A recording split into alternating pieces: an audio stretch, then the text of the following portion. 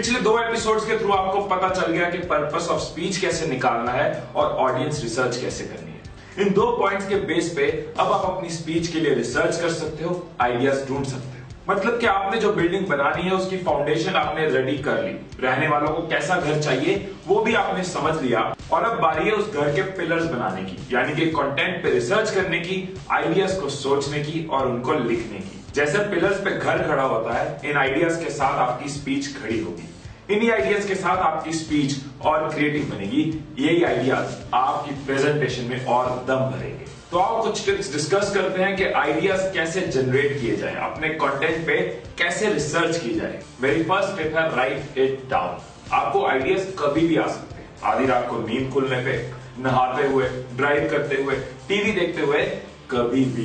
जब भी आपके माइंड में कोई आइडिया है उसको उसी वक्त लिख लो। अपने मोबाइल में एक नोट बना लो या फिर अपने साथ एक डायरी रखो, क्योंकि जब आप अपने आइडियाज दिमाग से निकाल के कहीं लिख लेते हो तो आप अपने दिमाग को नए आइडियाज सोचने की स्पेस देते हो। सो क्रिएटिविटी को बढ़ाने के लिए ये बहुत जरूरी है कि जैसे भी आइडियाज आपके माइंड में आ रहे हैं आप उनको लिखते जाओ। आपको आइडियाज इम्प्रैक्टिकल लग रहे हैं या आपको आइडियाज फालतू लग रहे हैं तब भी लिखो, सो दैट आपका दिमाग खाली होता जाए और आइडियाज को सोचने के लिए। सो बिना सोचे, बिना इवेल्युएट किए, बिना क्वांटिटी देखे आइडियाज को लिखते जाओ। इससे आपका क्रिएटिविटी का फ्लो बढ़ता जाएगा। उसके बाद अपने लिखे हुए आइडियाज को ऑब्जर्व करो। उन्हीं आइडियाज में से आपको कुछ ऐसे आइडियाज मिलेंगे जो आपकी स्पीच में आपके काम आएंगे। अब कुछ लोगों के साथ ऐसा भी होता है कि आइडियाज आते ही नहीं है, दिमाग को कॉन्स्टिपेशन हो जाती है, बहुत जोर लगा के भी आइडियाज बाहर नहीं निकलते।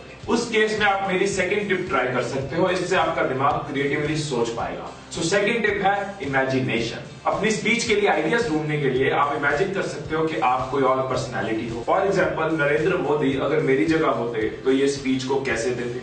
अगर मैं कंपनी का सीईओ होता तो ये स्पीच कैसे देता। अगर मैं चंदे का शाहरुख खान होता तो ये स्पीच कैसे देता। अगर डोनाल्ड डक मेरी जगह होता तो डोनाल्ड डक इस स्पीच को कैसे देता।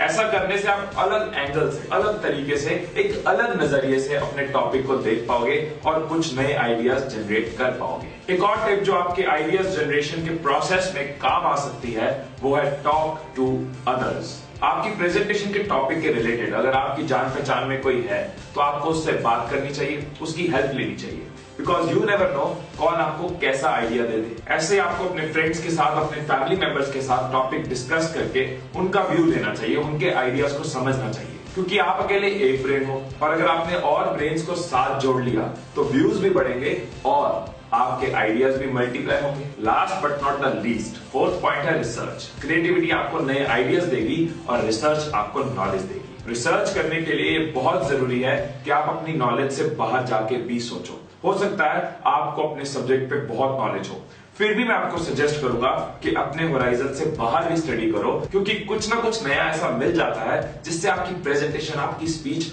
और बेटर हो सकती है। तो आप अपने टॉपिक के रिलेटेड बुक्स पढ़ सकते हो, आर्टिकल्स पढ़ सकते हो, मैगजीन्स पढ़ सकते हो।